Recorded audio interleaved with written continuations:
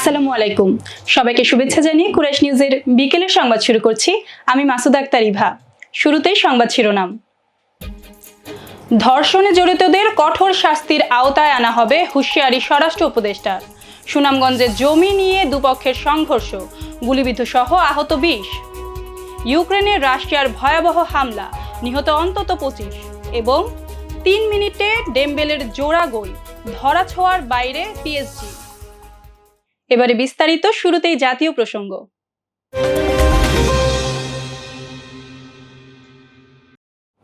মাগুরায় ধর্ষণের শিকার শিশুটির সব ছবি সামাজিক যোগাযোগ মাধ্যম থেকে অপসারণের নির্দেশ দিয়েছেন হাইকোর্ট। বিটিআরসি কর্তৃপক্ষকে তাৎক্ষণিকভাবে এই নির্দেশ বাস্তবায়ন করতে বলা হয়েছে। রোববার বিচারপতি ফারাহ মাহবুব ও বিচারপতি দেবাশিস রায়চৌধুরীর হাইকোর্ট বেঞ্চ স্বপ্রণোদিতভাবে এই আদেশ দেন। পত্রিকায় প্রকাশিত প্রতিবেদন আদালতের নজরে আনেন ব্যারিস্টার মাহসিব হোসেন। শুনানিকালে তিনি শিশুটির স্বাস্থ্য সুরক্ষার জন্য প্রয়োজনীয় ব্যবস্থা নেয়ার আর্জি জানান। এদিকে এই ঘটনায় মামলা করেছেন শিশুটির মা। মামলার এজাহারে তিনি অভিযোগ করেন, মেয়ের স্বামীর সহায়তায় তার শ্বশুর শিশুটিকে ধর্ষণ করে। সম্প্রতি ঘটে যাওয়া ধর্ষণের ঘটনাগুলোর সঙ্গে জড়িত অপরাধীদের কঠোর শাস্তির আওতায় আনা হবে বলে আশ্বাস দিয়েছেন অন্তর্বর্তী সরকারের স্বরাষ্ট্র উপদেষ্টা মোহাম্মদ জাহাঙ্গীর আলম চৌধুরী। রোববার সকালে রাজধানীর সম্মিলিত সামরিক হাসপাতাল সিএমএইচে মাগুরার ধর্ষণের শিকার 8 বছরের শিশুটিকে দেখতে গিয়ে এই আশ্বাস দেন তিনি। স্বরাষ্ট্র উপদেষ্টা এ সময় সাংবাদিকদের বলেন, 8 বছরের এই শিশুটিকে ধর্ষণ ও হত্যা চেষ্টা মামলায় মাগুরা সদর থানায় 4 জনকে আসামি করে মামলা দায়ের করা হয়েছে এবং মামলার এজাহারভুক্ত 4 আসামিকে পুলিশ গ্রেফতার করেছে। দোষীরা যেন কোনোভাবেই ছাড় না পায় সে বিষয়ে স্বরাষ্ট্র মন্ত্রণালয় সোচ্চার আছে। পাশাপাশি সম্প্রতি ঘটে যাওয়া ধর্ষণের ঘটনাগুলোর সঙ্গে জড়িত অপরাধীদের বিচার নিশ্চিত করা হবে বলেও জানান তিনি। এবারে জেলার সংবাদ। সুনামগঞ্জের দিরাই উপজেলার বনভূমি গ্রামে জমি নিয়ে বিরোধকে কেন্দ্র করে দুই পক্ষের সংঘর্ষে 20 জন আহত হয়েছেন। রোববার দুপুরে সাবেক চেয়ারম্যান লুৎফুর ও মুক্তিযোদ্ধা আশিকের মধ্যে কথা কাটাকাটির এক পর্যায়ে দেশীয় অস্ত্র নিয়ে দুপক্ষ সংঘর্ষ জড়িয়ে পড়ে।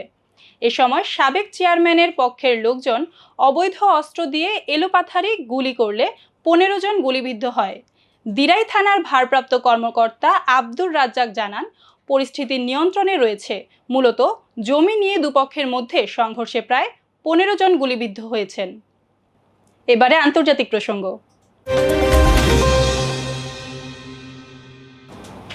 ইউক্রেনে আবারও ক্ষেপণাস্ত্র ও ড্রোন হামলা চালিয়েছে রাশিয়া।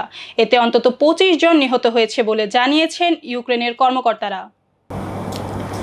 শনিবার ডোনেৎস্কের ডোব্রোপিলিয়া শহরে 2টি ব্যালিস্টিক ক্ষেপণাস্ত্র 8টি আবাসিক ভবন ও একটি শপিং সেন্টারে আঘাত হানে।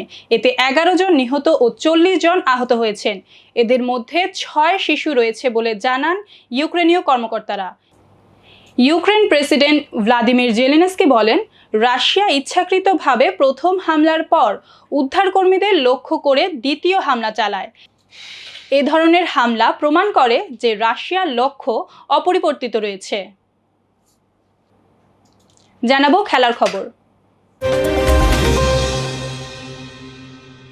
ফরাসি লিগ 1-এ ঠিকই নিজেদের দাপট ধরে রেখেছে পিএসজি। একের পর এক ম্যাচে প্রতিপক্ষকে গোলবন্যায় ভাসানোর যে ধারা, শনিবার রাতেও সেটা অব্যাহত রাখে পিএসজি। স্টেডে রেনেকে 1-4 গোলের বিশাল ব্যবধানে হারায় প্যারিসের ক্লাবটি। ম্যাচের ইনজুরির সময়ে গিয়ে 3 মিনিটের ব্যবধানে জোড়া গোল করেন ওসমান ডেম্বেলে। বাকি 2 গোল করেন ব্রাডলি বারকোলা ও গনকালো রামোস। এই জয়ের ফলে ফরাসি লিগ 1-এ দ্বিতীয় স্থানে থাকা মার্শেইয়ের ধরাছোঁয়ার বাইরে চলে গেল পিএসজি। 16 পয়েন্টের ব্যবধান তৈরি করল লুইস এনরিকের শিষ্যরা। 25 ম্যাচে পিএসজির পয়েন্ট 65, সমান ম্যাচে মার্শেইয়ের পয়েন্ট 49। এ নিয়ে ফরাসি লিগের টানা 6 ম্যাচ জিতল পিএসজি। সংবাদ শেষ করব বিনোদন অঙ্গনের খবর দিয়ে।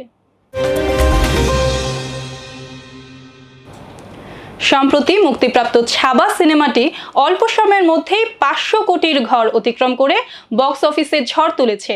পাশাপাশি দর্শকদের মনস্তত্ত্বেও ব্যাপক প্রভাব ফেলেছে সিনেমাটি দেখে গুপ্তধনের খোঁজে রাতভর ঘোরাঘুরি করেছে একদল দর্শক। ভারতের মধ্যপ্রদেশের বুরহানপুরের এমন ঘটনা ঘটেছে। রাতের অন্ধকারে রীতিমতো জেসিবি, বড় টর্চ, শাবল কোদাল নিয়ে খনন শুরু করে বুরহানপুরের আশিরগড়ের জনতা। তাদের ধারণা, মাটি খুঁড়ে মোগল আমলের কিছু স্বর্ণমুদ্রা কিংবা গুপ্তধনের সন্ধান মিলতে পারে।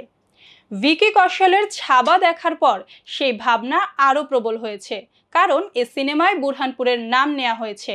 সিনেমাটিতে দেখানো হয় এককালে মোগলদের বাস এখানেই ছিল, আর সেখান থেকেই তাদের মনে হয়েছে এখানেই লুকিয়ে রয়েছে মোগলদের গুপ্তধন। সংবাদ শেষ করার আগে সংবাদ শিরোনামগুলো আরও একবার। ধর্ষণে জড়িতদের কঠোর শাস্তির আওতায় আনা হবে, হুঁশিয়ারি স্বরাষ্ট্র উপদেষ্টার। সুনামগঞ্জে জমি নিয়ে দুপক্ষের সংঘর্ষ, গুলিবিদ্ধ সহ আহত 20। ইউক্রেনে রাশিয়ার ভয়াবহ হামলা, নিহত অন্তত 25। এবং 3 মিনিটে ডেম্বেলের জোড়া গোল, ধরাছোঁয়ার বাইরে পিএসজি। দর্শক, এতক্ষণ সাথে থাকার জন্য ধন্যবাদ। সবশেষ সংবাদ দেখতে চোখ রাখুন কুরাইশ নিউজের পর্দায়, অথবা ভিজিট করুন www.kuraishnews.com।